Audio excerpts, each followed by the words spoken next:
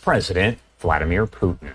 I now want to bring in Peter Doran, adjunct senior fellow at the Foundation for Defensive Democracies, to discuss all of this and really the historical significance. Peter, thank you so much for taking the time to be here. Thanks for having me, Josh. Of course. And first off, we just spoke there with the governor of Alaska about the fact that Alaska was chosen for this meeting. Again, I keep saying it, but a historic meeting. Can you tell me why you believe that Alaska was chosen? Well, I think it's great turf for both sides. I mean, let's remember the history. Alaska used to be Russian territory. The United States purchased Alaska, and it became our 49th state several decades ago. It's a familiar place, and it's somewhat halfway between both Moscow and Washington. So President Trump clearly likes how it's easy to get there and come back and sleep in his own bed at night. So the setting is historic, it's convenient, and it sets up the mano-a-mano sit-down between Trump and Putin. Kind of going in reverse just a little bit here, how significant is the face-to-face meeting between the two leaders? I keep calling it historic. How significant is it? Well, Vladimir Putin is already ahead here. The very fact that he is meeting with Trump without having given anything of substance up so far, well, that's got to be a major win for his column. Now Trump wants to see Putin respond in kind. Josh, the big key here is going to be, what's the breakthrough? What is the substance that Vladimir Putin is willing to offer? We can remember that Trump's a big picture guy. Putin is a master of details. Trump absolutely wants to see a ceasefire first, even a partial ceasefire, and Putin wants to offer Trump everything but Ukraine. He wants to talk about arms negotiations and maybe new trade deals. President Trump has said he thinks there's a 25% chance that this meeting will be a nothing burger. I think the odds are higher than that, Josh. And I do actually want to take you out to another live image that we do have at this hour. This is over Kyiv, Ukraine. And I wanted to ask you, because we know that President Zelensky is not attending this summit here. What, if anything, can we infer from him not being there? Well, earlier in the week, there was a lot of speculation that perhaps he might have attended, but those hopes quickly faded. Instead, President Trump had a very large Zoom call with European leaders, including President Zelensky.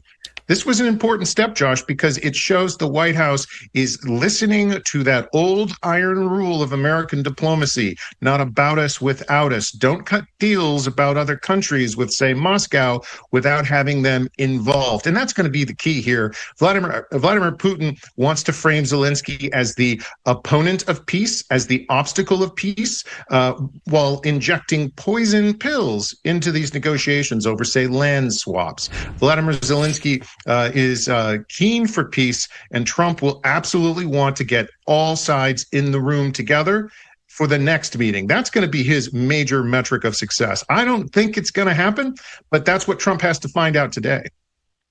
I do want to pop up this tweet that we have coming in from Volodymyr Zelensky right now as we are discussing all of this. You can see it right there on your screen. He says that he held a meeting with the government team, the office, and the Secretary of the National Security and Defense Council to discuss our diplomatic work, the highest priority areas. In particular, we addressed the funding of Ukraine's defense forces, auditing the effectiveness of coalitions with partners, special formats, the substance of our bilateral relations in key global areas, and our work at the EU level. I instructed that the foreign policy plan be updated for the period through the end of the year.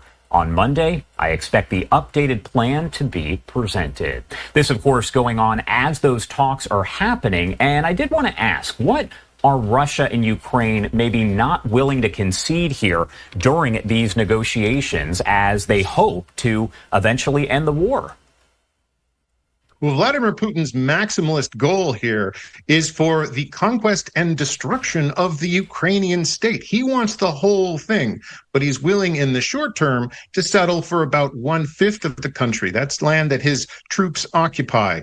I think the best outcome here, if we can talk about an outcome, is the model of the Korean War, Josh. Think back decades ago. The Korean War never ended with a formal peace deal back in the 1950s. The sides just simply stopped shooting at each other, and the line of occupation established the permanent line we have between the North and South there in Korea. I think that's our best model for what could come out of the current conditions. It's not a perfect model. It's not what anybody would want in the West, but it's certainly better than formal recognition of Vladimir Putin's invasion and annexation of Ukrainian territory.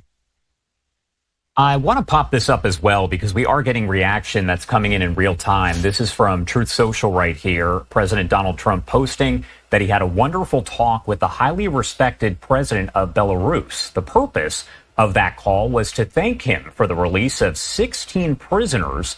We're also discussing the release of 1,300 additional prisoners. Our conversation was a very good one. We discussed many topics, including President Putin's visit to Alaska. I look forward to meeting the president in the future.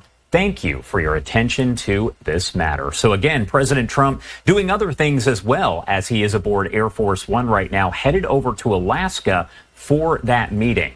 Now, something that's been talked about, I would say a lot over the past several days, is the possibility of this joint news conference after the talks between President Trump and President Putin.